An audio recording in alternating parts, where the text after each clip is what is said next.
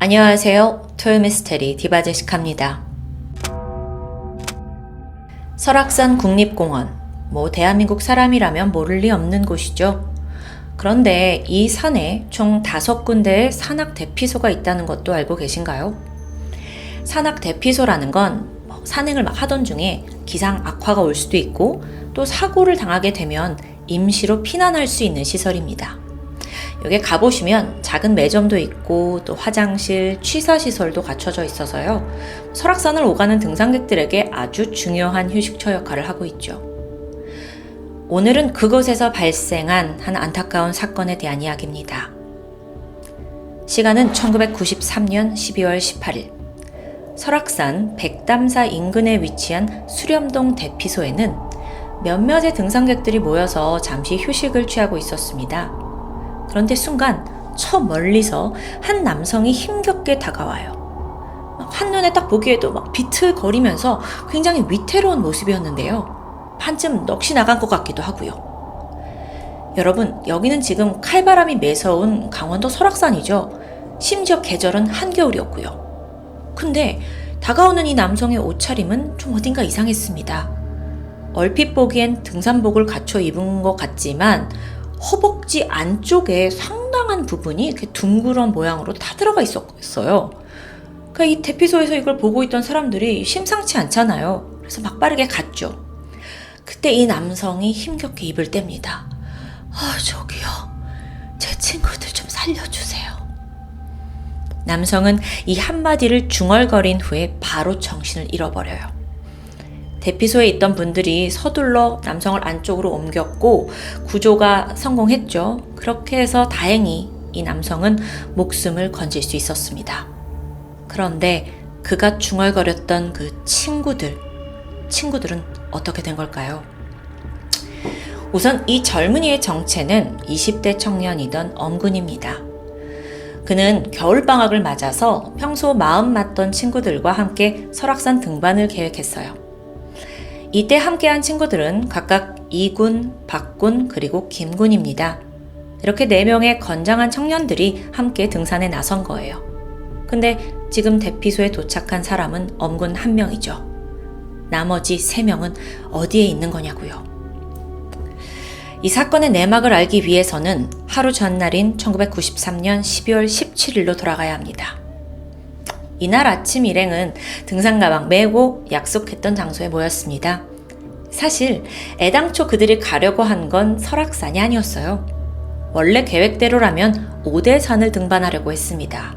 근데 막상 오대산 입구에 가보니까 등산로가 통제되어 있었던 겁니다. 출입 금지, 지금은 입산 통제 시기입니다. 대부분의 산들은 11월 중순부터 12월까지를 입산 통제 시기로 정한다고 해요.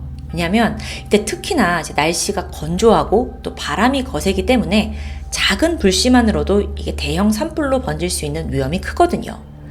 그래서 입산을 통제하는데 이뿐만 아니라 겨울에 기온이 너무 춥거나 혹은 폭우, 폭설이 닥치게 되면 위험성 때문에 또 입산을 통제하기도 하고요. 어쨌든 엄군 일행이 오대산을 방문했던 그날도 그런 날이었습니다. 결국 이들은 발길을 돌렸지만 이대로 포기하기엔 아쉬움이 남았죠.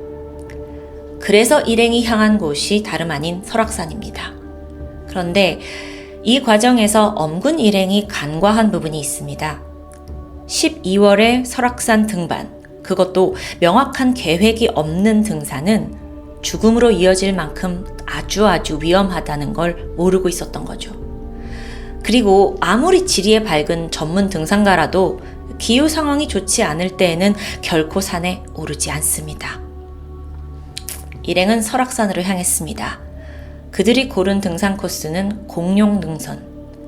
이 코스는 마등령에서 희운각 대피소까지 이어지는 약 5km가량의 구간이에요. 5km? 별거 아닌데? 충분히 갈만하지 않나? 네, 이렇게 생각하실 수도 있죠. 하지만 이곳은 산악인들 사이에서도 좀 험준하고 가파른 지형으로 정평이 나 있습니다. 게다가 이렇게 절벽길이 이어져 있어서 조금이라도 발을 잘못 딛으면 좀 추락할 위험도 있고요.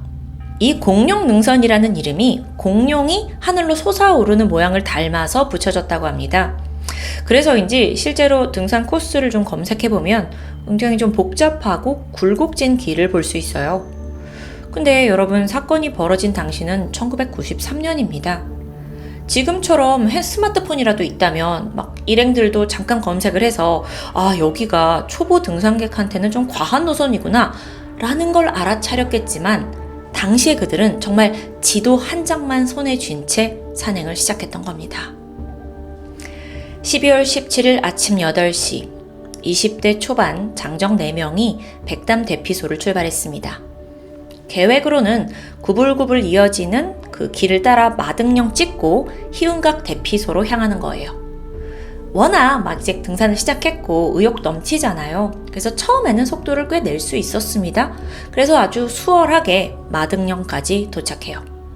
여기까지 걸린 시간이 총 6시간이었죠. 근데 여러분 그거 아세요? 산 위는 지상보다 훨씬 춥습니다. 겨울에는 6도 이상 차이 난다고 할 정도예요. 그만큼 더 온도가 내려가죠. 그래서 건장한 청년들이었지만 이런 영하의 날씨에 눈 덮인 산길을 걸어오는 건 사실 평소보다 더 많은 체력을 필요로 했습니다. 그래서 좀 몸이 많이 좋지 않았는데 그래도 종주를 포기하고 싶진 않잖아요. 또 겨울 산행 치고는 날씨도 좋았고 지금까지 길은 평탄했으니까요. 또 지도상으로 봤을 때 이 지금 가려고 하는 목적지 희운각 대피소까지 5km 남짓인 상황입니다. 본격적인 공룡 능선의 시작이었죠. 그런데 여기서 또 다른 변수가 있습니다. 한겨울에 산에 가시면 해가 유난히 빨리 져요. 그래서 순식간에 해가 떨어지면 암흑 상황이 됩니다. 심지어 마등령에서 대피소까지의 코스는 능숙한 등산객이라도 5시간은 좋게 걸릴 만큼 가파른 곳인데요. 여기에 대한 정보가 없었던 일행은 오후 2시 약간은 지친 몸을 이끌고 다시 출발합니다. 약 3시간이 흘렀어요. 목적지까지 겨우 3분의 1 정도 온 상황이었는데요. 1275번까지 여차저차 그리고 도착을 하게 되죠. 근데 상황이 심각해지기 시작한 건 그때부터였어요. 이 엄군과 친구들은 사실 등산을 해본 경험이 그리 많진 않아요. 게다가 장비조차 제대로 없었고요. 설상가상으로 5시가 넘어가면서 해가 저무니까 순식간에 사방이 캄캄해져요. 한 치 앞도 보이지가 않죠.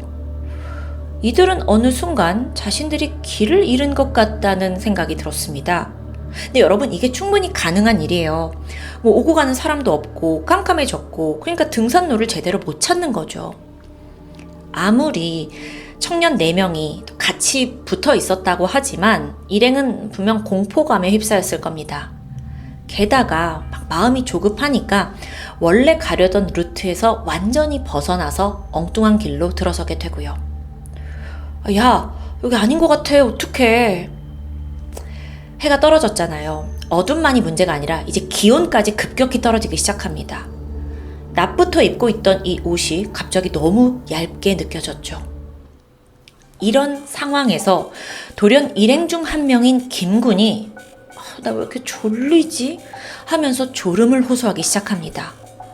또 이제 오래 걸어왔으니까 다리에 힘이 풀리는지 자꾸 주저앉아요.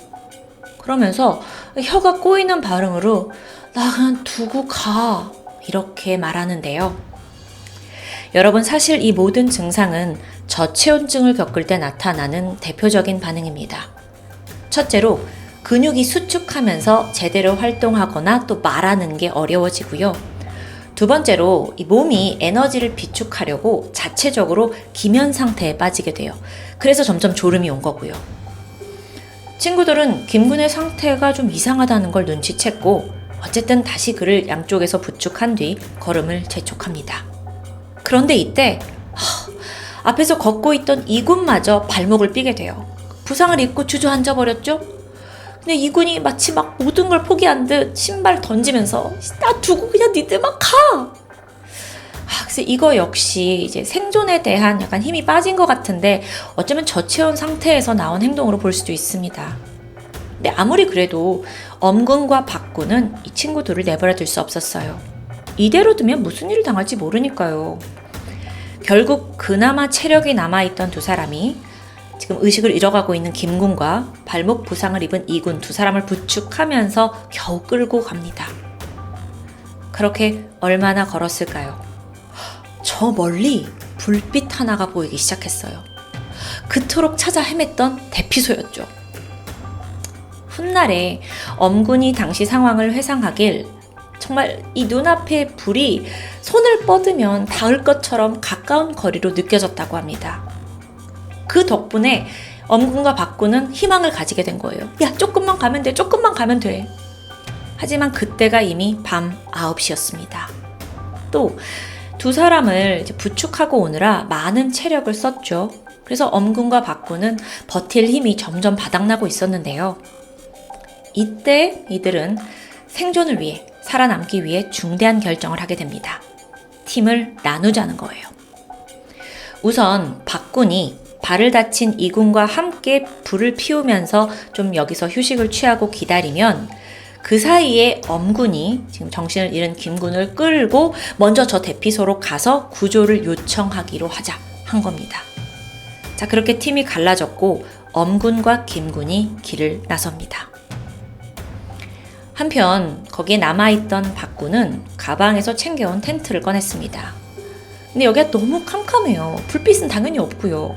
그리고 또 눈밭이었잖아요. 그래서 텐트를 설치하는 게 보통 일이 아니거든요. 결국 그는 텐트 대신에 보온 효과가 있는 텐트 플라이, 그러니까 텐트 덮개만 꺼내서 이군 친구와 함께 몸을 녹이기로 결정합니다. 또 이 추워지니까 체온을 좀 유지하기 위해 친구를 꼭 끌어안았죠. 두 사람은 이렇게 꼭 끌어안고 빨리 엄군이 대피소에 도착해서 구조 요청을 해주길 간절히 기다렸습니다. 한편 대피소로 향했던 김군과 엄군은 기묘한 일을 경험합니다.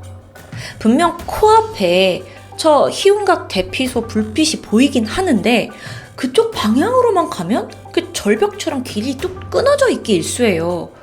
그래서 또 이렇게 돌아서 다시 그쪽으로 가려고 하면 이게 오히려 불빛이 점점 멀어지는 것 같고, 이 사람들도 정말 귀신이 고칼 노릇이었죠.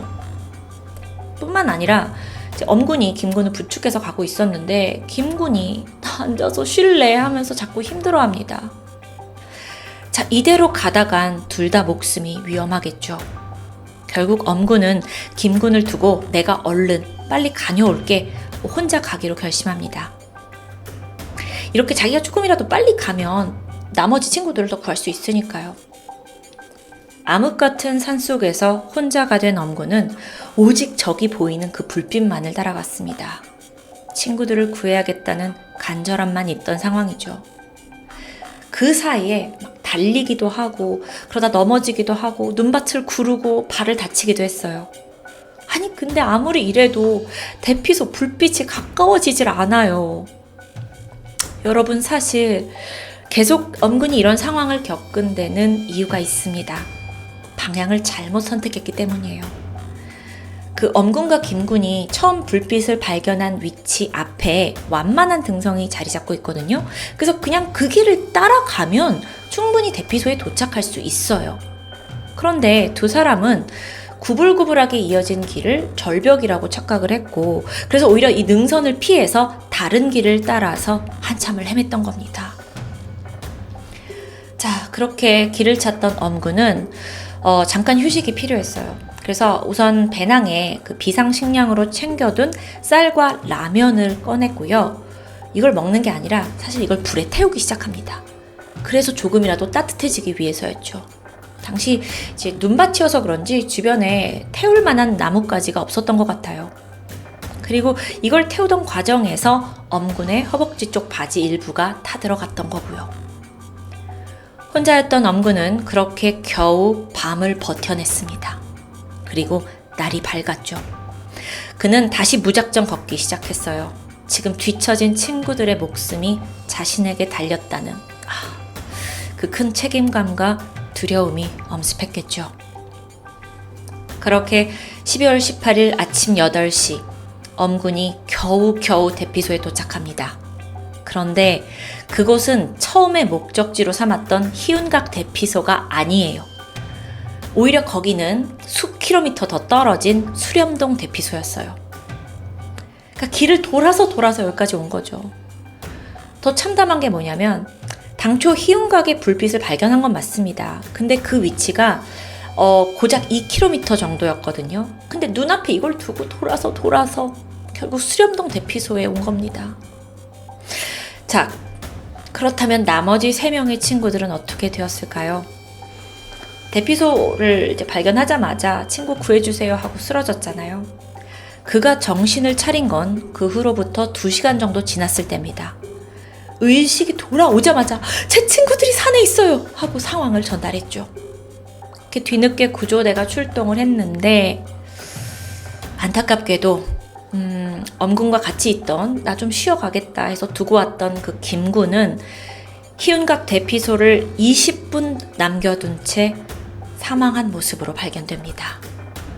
그리고 이전에 팀이 갈려서 남아있던 발이 다쳤던 이군 그리고 텐트 플라이 속에서 함께 있던 박군 이 2사람은 꺾여하는 모습으로 동사한 채 발견되었죠. 사망 시각으로 유추해보건대 아마도 이때 먼저 목숨을 잃은 건 이군이었을 것으로 보입니다. 박군은 이 혼미해져가는 정신 속에서 친구가 세상을 떠난 줄도 모르고 그를 끌어안고 있다가 연이어 숨졌던 겁니다.